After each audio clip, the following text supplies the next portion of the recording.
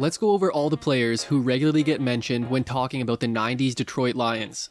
And look at Sanders make move.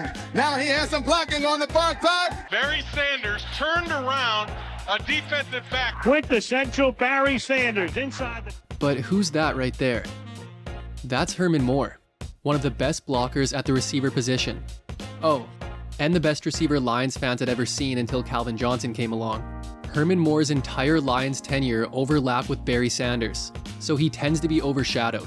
But the Lions' offense in the 90s was far from a one-man show, as they had Moore on the outside, setting all the franchise records that Calvin Johnson would eventually break, and even some that he wouldn't. But when you're on the same team as Barry Sanders, and playing in the same era as Jerry Rice, you're bound to get overlooked. But the lack of recognition that this Lions legend receives is shocking, and there were few who could dominate their defender like he could, as all you had to do was throw up the alley-oop, and Herman Moore would go and get it. Let's jog your memory. Growing up in Danville, Virginia, many knew of Herman Moore as the star athlete at George Washington High School, except it wasn't for what he did on the football field, as he was more known for his talent as a basketball player and especially a high jumper, setting multiple records during his time at George Washington. But most of his high school football career was spent as a backup, as even early in his senior year, his biggest moment on the gridiron was kicking a 48-yard field goal.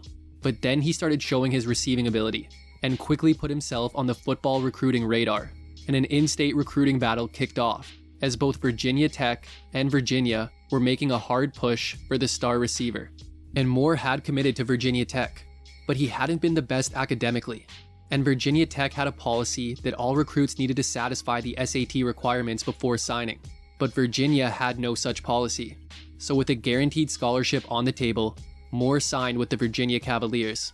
So Moore joined a good Cavaliers team coached by George Welsh, and soon to be quarterbacked by another great Moore, in Sean Moore. But Herman Moore would redshirt the '87 season to get his academics in order. But by '88, he was suiting up, and would get his opportunities on a Cavaliers team that had a better passing attack than rushing attack, as despite starting only the final 4 games of the season, Moore would tie for the team lead in receiving touchdowns, while leading the conference in yards per reception, as at 6'5" with good hands, he was a hard target to miss. But the Cavaliers would put together just a 7-4 season and wouldn't receive a bowl game bid, as Moore's freshman year ended with him catching 24 balls for 466 yards and 4 touchdowns. Virginia had an improved rushing attack in 1989 with a healthy Marcus Wilson and incoming freshman Terry Kirby. But in the passing game, Moore had developed into one of the most dominant receivers in the ACC, and the Moore-to-Moore connection was in full effect. The Cavaliers leaned more on the run this season, but when they did throw it, it was usually to Moore or tight end Bruce McGonigal. And while Moore had increased his reception total by just 12 compared to last year, he would still finish second on the team, but he increased his yardage total by nearly 400 and averaged a conference-leading 23.6 yards per reception. And with Moore being a high jump champion and reportedly possessing a 42-inch vertical, Sean Moore had no problem throwing it up to him, as whether it was a smart pass or not, you liked Herman's chances. And in just the second game of the season, he would catch both of Virginia's touchdowns in a 14-6 win over 12th-ranked Penn State at Beaver Stadium, which kicked off 4 straight wins. Then after a loss to Clemson, they won their final 6 to finish the regular season at 10-2 and ranked in the top 25, as this year they would get a bid to play Illinois in the Citrus Bowl. But a poor offensive showing from Virginia would lead to their season ending in disappointment, as Moore's year had seen him haul in 36 passes for 848 yards and 10 touchdowns. Moore came back for the 1990 season even better, as with him also being a track and field star, he remained in shape all year long. And this season he would lead the team in all major receiving categories, while being the conference leader in reception yards and reception touchdowns, with his 22 yards per catch even being a top 5 mark in the nation, as the Heisman candidate would be both a first-team All-Conference member and an All-American. And with a balanced attack, Virginia was one of the highest-scoring teams in the nation. Virginia's offense looked unstoppable when the year kicked off, as they would score at least 56 points in 4 of their first 5 games. And after 7 games, they were undefeated, and had captured the #1 ranking in the nation, before losing to Georgia Tech. And then 2 weeks later, Sean Moore dislocated his thumb in a loss to Maryland. Then the team fell to Virginia Tech, as they won just 1 of their final 4 regular season games, and had fallen out of the top 25. but would still get a berth in the Sugar Bowl to take on Tennessee. Yet they would again come up short in the season's final game, as Moore ended his year with 54 catches for 1,190 yards and 13 touchdowns. And although Moore still had a year of eligibility left, Sean Moore had graduated, and as Herman was already looked at as one of the top receiver prospects in the nation, he decided it was time to go pro.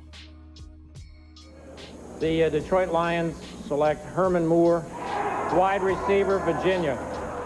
And with the 10th pick of the draft, Moore was selected by the Detroit Lions as the first receiver off the board. A Detroit Lions team coached by Wayne Fontes were coming off a 6-10 season and were in desperate need of receiver help, as on top of Moore, they would also draft receiver Willie Green and had traded for receiver Brett Perryman. And on the ground, they had something special in third-year running back Barry Sanders, but needed to take some of the pressure off of him.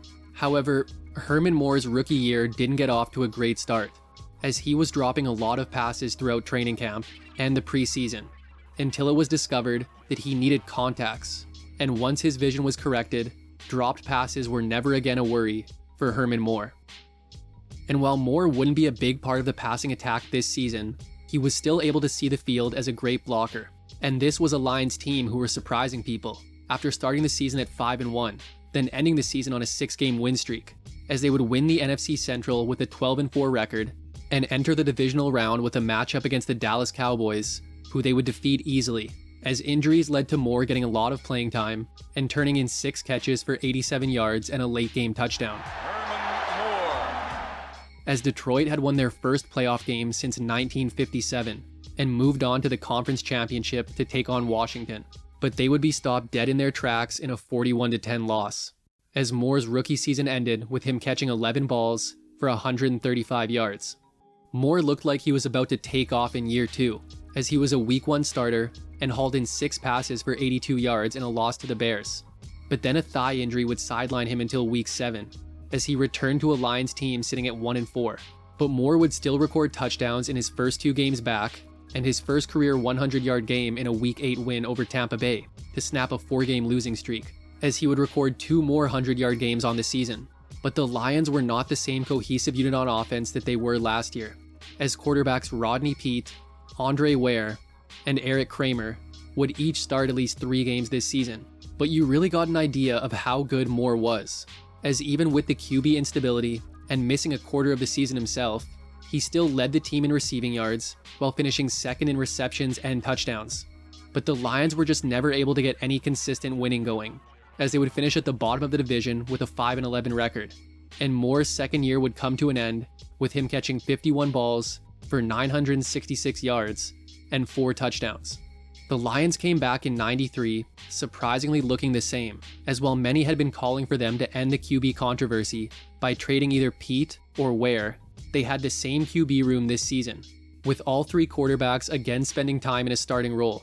But in year 3, Moore clearly established himself as not only the team's top wideout, but also a star in the making, as he would lead the team in all 3 major receiving categories, on numbers that would have been better if he hadn't been playing on one of the league's worst passing offenses. Yet Detroit was finding a way to get wins, as after 9 games, they were sitting at a surprising 7-2 going into the bye week, and were riding a 4-game win streak, which had seen Moore record his first multi-touchdown game in a Week 7 win over Seattle. And while they would only manage a 3-4 record the rest of the year, Sanders also sat out the final 4 games with a knee injury. But they would beat out Green Bay in the season finale to secure the division title and get a return to the playoffs, where they would have to beat Green Bay again in the wild card. And even though Sanders ran all over Green Bay and the Lions put up over 400 yards of offense, Moore only accounted for 20 of those yards, and the Lions lost on a last-minute touchdown, as Moore's year had ended with him catching 61 passes for 935 yards and 6 touchdowns. But the 1994 season would be the year that Moore entered the conversation of the league's best receivers. The Lions had a new starting quarterback in '94, as they had brought in free agent Scott Mitchell, and the team would see Barry Sanders rush for nearly 1,900 yards to lead the league, while the 6'5", high-jumping Moore immediately became Mitchell's go-to guy, as Moore received at least 10 targets in each of his first 4 games, and later having one of his best performances in Week 9, when he had 9 catches for 106 yards and 2 touchdowns, in a win over the Giants to bring the Lions' record to 4-4. But overall, Mitchell hadn't been playing well, and the following week versus Green Bay, he went down with injury and was replaced with veteran backup Dave Craig. And although the Lions would lose the game, Craig had found Moore for 2 second-half touchdowns. Then after 2 down performances, Moore hauled in 7 passes for a season-high 169 yards and a touchdown in a Week 13 win over Buffalo, which kicked off a 4-game win streak for Detroit, as Craig was playing great. And once again, Moore would lead the team in all 3 major receiving categories, while forming a great receiving duo with Perryman. And Moore's 11 touchdowns would even be a top 3 mark in the league, as he would earn his first Pro Bowl selection. And although the Lions lost their season finale, their 9-7 record was enough for a wildcard rematch with Green Bay. Moore's second playoff outing against Green Bay wouldn't be much better than his first, as he hauled in just 2 passes for 52 yards, as the Packers defense shut them down, most notably holding Sanders to -1 rushing yards, with Moore's Pro Bowl year seeing him haul in 72 balls for 1,173 yards and 11 touchdowns. But Moore's 94 season looked pedestrian compared to what he would do in 95. The Lions rolled out one of the league's most high-powered offenses in 95, as Sanders did his usual damage with 1,500 yards on the ground, and Mitchell came back healthy and turned in the greatest season of his career. But he had an embarrassment of riches, as on top of Moore and Perryman, the Lions got great production from the second-year Johnny Morton. Moore set the tone for the season with 10 catches for 131 yards and a touchdown in a season-opening loss to Pittsburgh. Then from Week 8 to Week 11, he would put up over 500 yards receiving and 4 touchdowns, which included a career-high 3 touchdowns in a Week 9 win over Green Bay. Yet the team was sitting at 3-6 after 9 games. But a Week 11 win over Tampa Bay would mark their first of 7 straight to end the season, as Moore would also have a 4-game scoring streak during this stretch. And while he would lose his second fumble of the year in Week 15 versus Houston, this wouldn't just be his final fumble of the season, it would be his final fumble of his entire career. But most impressive about Moore's season was his overall consistency, as he would have just 2 games with less than 5 receptions and 10 games with at least 100 yards receiving, with his career-high 1,686 receiving yards being a top 3 mark in the league. But going back to the receptions, Moore and Perryman made history by becoming the NFL's first receiving duo to each catch 100 passes in the same season. But Moore didn't stop at 100. Going into the final game of the 95 season, Herman Moore was sitting at 113 catches on the year, with the single season record at this time being 122, set the year prior by Chris Carter. And after catching 3 straight first downs early in the 4th quarter, Moore had tied the record. And then on the 4th consecutive pass thrown to Moore, he hauled it in. Herman Moore break Chris Carter's single-season reception record. There it is, 123 catches. Setting a career high and NFL record for the Lions star. So Moore and Perryman combined for over 3,100 yards receiving, as Moore led the team in every major receiving category, with career highs and single-season franchise records across the board, leading to him making his second Pro Bowl appearance, while also being named a first-team All-Pro. And after a 3-6 start, the Lions' high-powered offense had propelled to a 10-6 record, and their 3rd straight wildcard berth. But this year they'd be taking on the Eagles. Moore would have the best playoff performance of his career, as he finished with 7 catches for 133 yards and a touchdown, and the Lions put up 37 points. But they also committed 7 turnovers, as the Eagles ran up 58 points on them in an embarrassing loss, with Moore's year ending with him hauling in 123 receptions for 1,686 yards and 14 touchdowns. Mitchell remained the team starter in 96, but would never again have a season like he did last year, as the Lions saw their offense take a huge step back from last season. Moore and Perryman continue to be one of the league's premier duos, and Morton showed further improvement, as the 3 combined for over 3,000 yards through the air, with Moore again leading the team in all 3 major receiving categories. Moore would begin the year on a high note with 12 catches for a season-high 157 yards and a touchdown in a season-opening loss to the Vikings. And after 6 games, the Lions were sitting at a solid 4-2, but then one of their greatest single-season collapses occurred. The Lions would lose 4 straight games before finally managing a close win over Seattle to bring their record to 5-6. But this celebration was short-lived, as the Lions would proceed to go winless over their remaining 5 games. And after Moore had hauled in over 700 yards and 7 touchdowns over his first 7 games, his remaining 9 saw him record less than 600 yards and find the end zone just 2 more times. Yet he would still finish second in the league in receptions. But turnovers and inability to finish drives plagued the Lions' offense as the year went on, and the Jekyll and Hyde Lions of the 90s again had one of their down years, finishing with a 5-11 record and missing the playoffs. Yet Moore would again be named a Pro Bowler and a first-team All-Pro, behind 106 receptions for 1,296 yards and 9 touchdowns. After years of underachieving, the Lions moved on from Fonts after the season and would eventually bring in Bobby Ross to coach the team. But they had let a 32-year-old Perryman walk, yet they felt comfortable doing this with a much younger Morton on the team, who would turn in his first career 1,000-yard season this year. Yet Moore would still be Mitchell's top target, again leading the team in all major receiving categories. Yet for as good as Moore was, he took a back seat to an MVP season from Sanders, as Sanders would join the 2,000-yard club in '97. Moore turned in his usual season-opening dominance with 7 catches for 115 yards and 2 touchdowns in a win over Atlanta. And over his first 6 games, he had recorded at least 100 yards receiving in 4 of them. And the Lions were keeping themselves in the hunt, as after 7 games they were 4-3. But then they would drop their next 3, as it was looking like another collapse was on the horizon. But Moore hauled in 10 passes for 130 yards and a touchdown in a Week 12 win over Minnesota to get them back on track, as this kicked off a 3-game win streak. But a Week 15 loss to Miami would put Detroit's backs against the wall, as at 7-7, they couldn't afford to lose again. Yet it seemed like that's exactly what was about to happen the following week versus Minnesota. But after a 20-yard reception from Moore put the Lions in the red zone in the final minutes, Moore would come down with a jump ball in the end zone in the final seconds, which got the Lions the win, and also marked Moore's 100th reception of the season, as at the time, he was only the second receiver in history to record 3 consecutive seasons with 100 receptions. And more impressively, he had done so while playing most of the year with torn ligaments in his ankle, as he was the league leader in receptions for the second time in 3 years, securing another Pro Bowl appearance and first-team All-Pro selection. Then with a gritty win over the Jets the following week, they ended the year at 9-7, which was enough for a wildcard spot and a matchup with Tampa Bay. It would be another playoff game where the Lions couldn't get anything going, as Tampa Bay's defense completely shut them down in the first half, as a hobbled Moore was held without a catch until the 3rd quarter, in what ended up being another wildcard loss for Detroit, with Moore's season seeing him haul in 104 passes for 1,293 yards and 8 touchdowns. But the wear and tear on Moore's body would really start to take its effect in year 8. The Lions spent an early draft pick on a QB, as they would bring in Charlie Batch to be their future field general.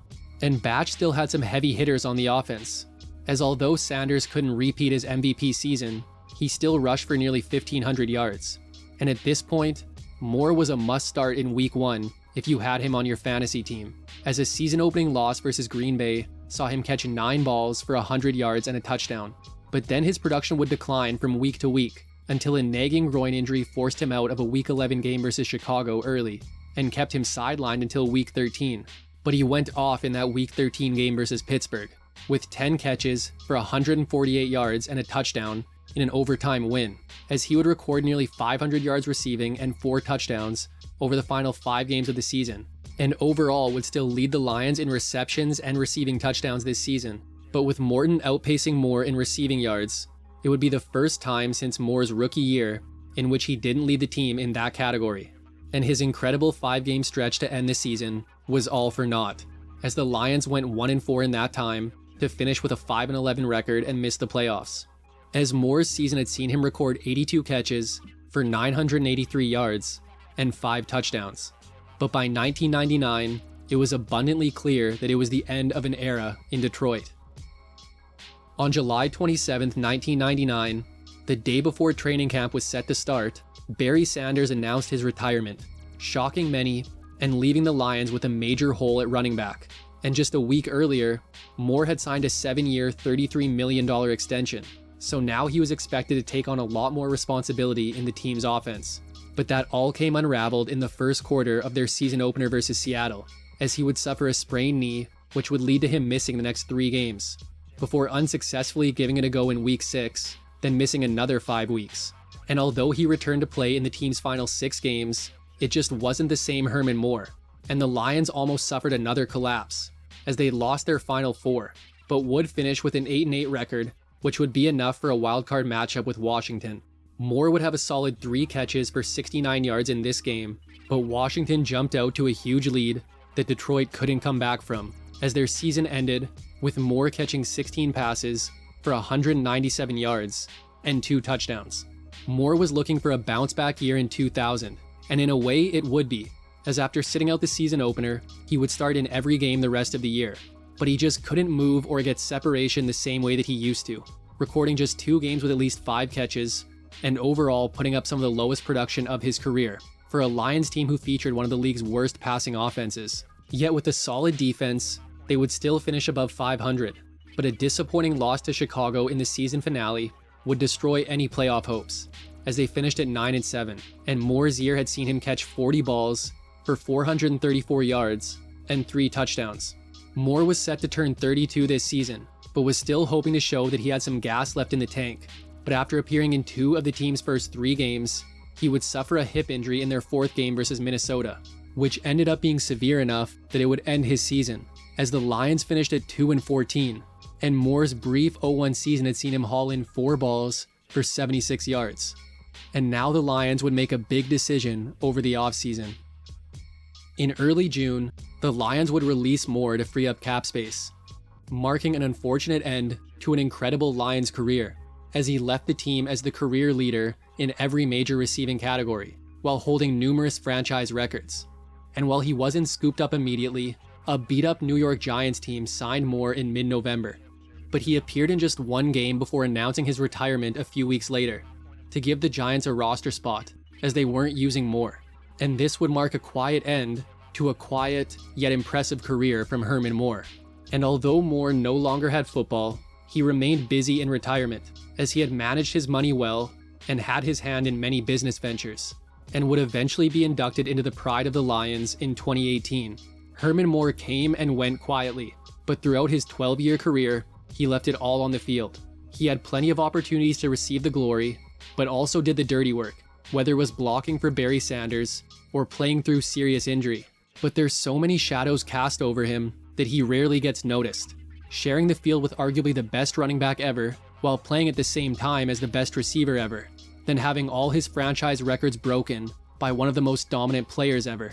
Herman Moore was rarely given the credit that he was due, and even if you completely took away his own stats, you can't deny that the threat he posed at the receiver position played a role in Barry Sanders' incredible success. And then you look at the quarterback situations he had to play in, and the fact that he was able to put up the numbers he did becomes more impressive. But everyone needs to remember that the 90s Lions didn't just have one of the league's best running backs. They had one of its best receivers too. But that's it for today's episode on Herman Moore. Hope you enjoyed it, and make sure to subscribe for more videos like this one. If you liked it, check out this one on one of his receiver counterparts in the 90s, or this one on another one of the league's top blocking receivers. Thanks for watching, and see you next time.